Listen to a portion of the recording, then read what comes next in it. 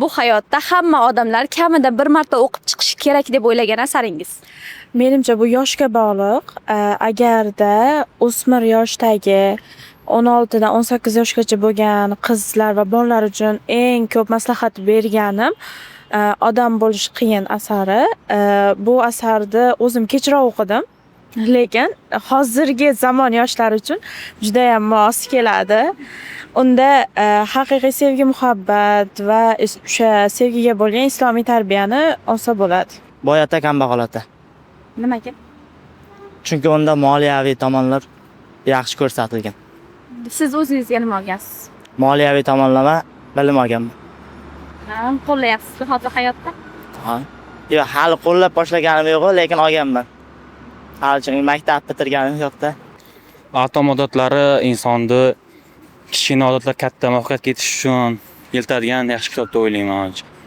Nimalar olgansiz siz o'zingizga? Unda kichkina narsalar ham katta narsaga qodirlagan, kichkina odatlar. Qaysilari hayotingizda qo'l kelgan? Masalan, ko'p insonlar men bo'ldi bugun 100 bet o'qiyman kitob, 200 bet o'qiyman deydi. Bu bir kun bo'ladi, 2 kun bo'ladi, 3-kun menimcha qilolmasa kerak bu narsani. Lekin atom odatlari kuniga 1 betdan yo 2 betdan o'qib, yil davomida yaxshi natijaga erishishdi. Davomiy.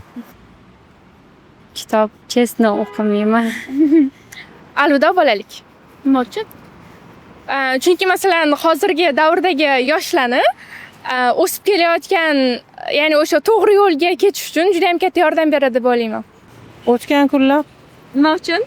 men yaxshi ko'raman, bilmasam. Necha marta bo'lsa ham o'qiveraman qayta-qayta. Shaytanat.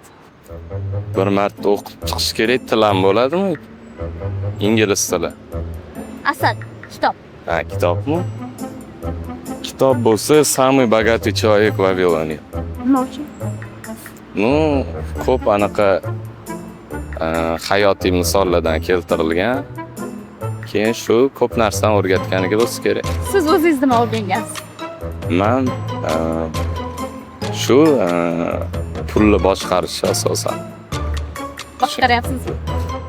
Harakatdamiz. Jinoyat va jazo. Ichini o'qib chiqqandan keyin bilishadi. Nima olgansiz siz o'zingizga? Bu kitobdami? Asosiysi boshidan bosh og'ridi desam bo'ladi. 100 varag'igacha ham bosh og'riganman. Bundan buyog'iga boshlangan xavfli bo'ladi so'rab. Da, shuni 100 varag'ini chidab olsa, buyog'iga ketaverar ekanmiz kitob ham. Siznikichi? Maslahat beradigan. Вопрос yana beraveramiz. Men esimdan chiqib ketdi.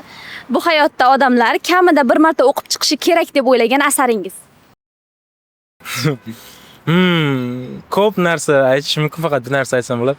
Hozir Sun Tzu degan avtorning kitoblarini o'qib chiqish kerak. Chunki ichida zo'r temalar bor-da, tipo odam bir narsa yutsa, lekin kimdirga berib yuboradi shu narsani. Unaqa qilishmaslik uchun shu kitobni o'qish kerak. Чтобы ertaga желаниялari muxtasar qattiq bo'lish uchun.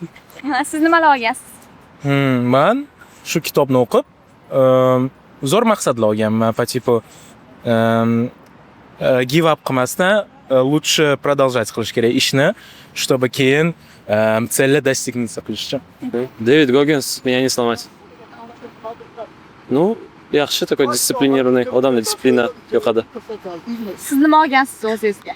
Shu disiplina o'rganganman.